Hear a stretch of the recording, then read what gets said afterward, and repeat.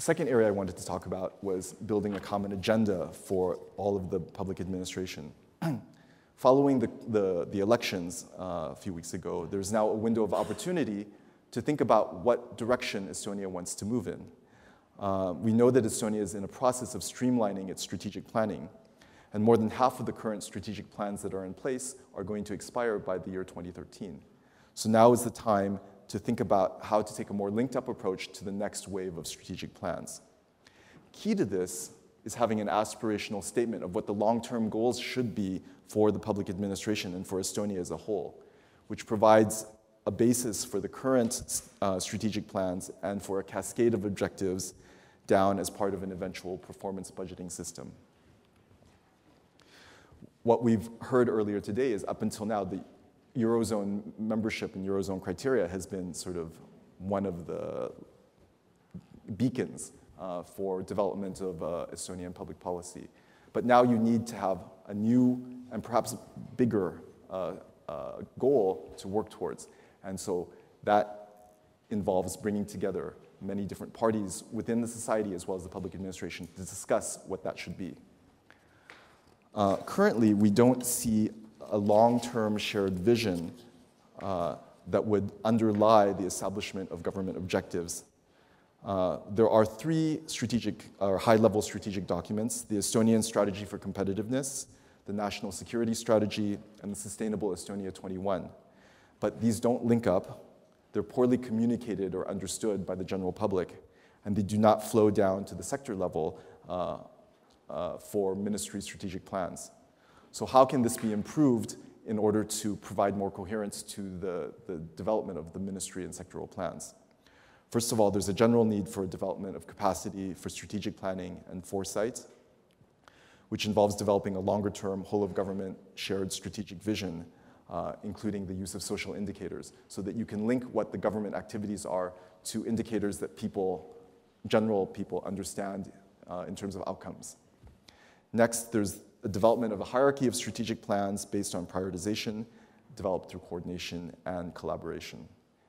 And then finally, there's using this system to monitor and report on results and establishing the linkages between strategic planning at the central and local government levels. And so we saw some disjointedness there as well.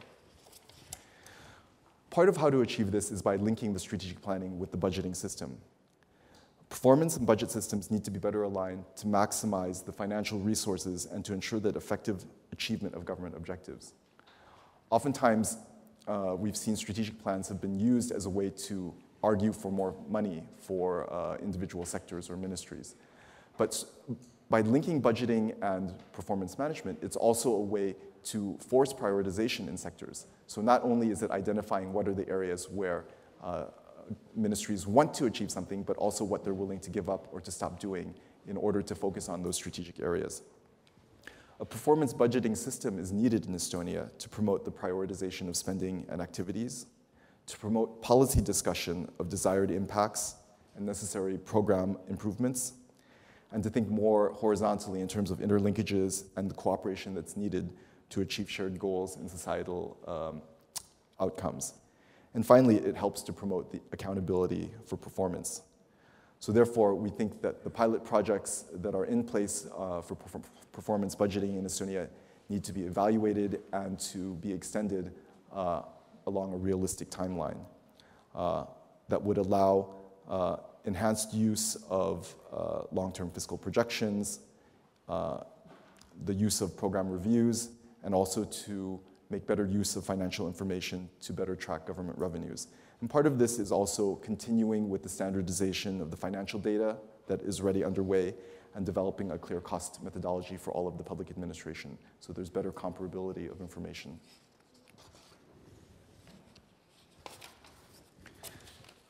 In order to improve the processes and inputs for decision-making so that there's a more evidence-based decision-making culture in the public administration, the existing government decision-making frameworks need to be developed further. This would involve establishing, we know that there's been some government guidance for regulatory impact analysis, but now this needs to be diffused and implemented. There needs to be improved internal and external dialogue to develop evidence bases as inputs to decision-making. And there needs to be an improvement of the expectations and understanding of what analysis needs to go to cabinet for decision making. For example, through more generalized use of concept papers that would allow ministries to move forward with less rework by getting a clearer decision before they develop full legislation. I wanted to conclude my part by looking at how all of these issues, which might seem a little bit abstract, how they play out in a specific policy area. We looked at social services for the elderly in Estonia, and we saw many of these issues that I've just been talking about very clearly in terms of the need for that sector. First of all, there is no clear vision for long-term care in Estonia.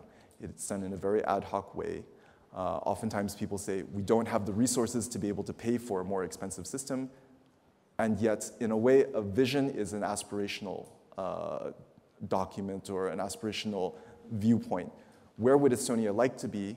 The growth in Estonia has been near double digits over a 15-year period.